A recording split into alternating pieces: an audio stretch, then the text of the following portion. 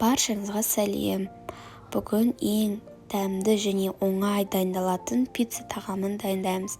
Ең алдымен ерітілген сұйық майға сүт қосып араластырып аламыз.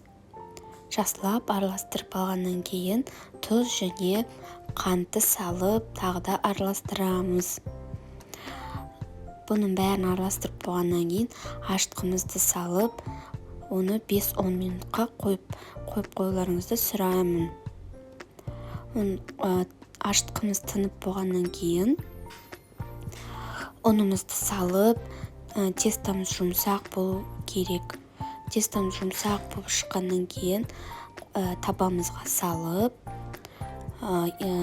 салмаларымызды саламыз. Пицца өте керемет дәмді шықты. Менің YouTube каналыма подписаться етіп, лайк басуларыңызды сұраймын. Рахмет.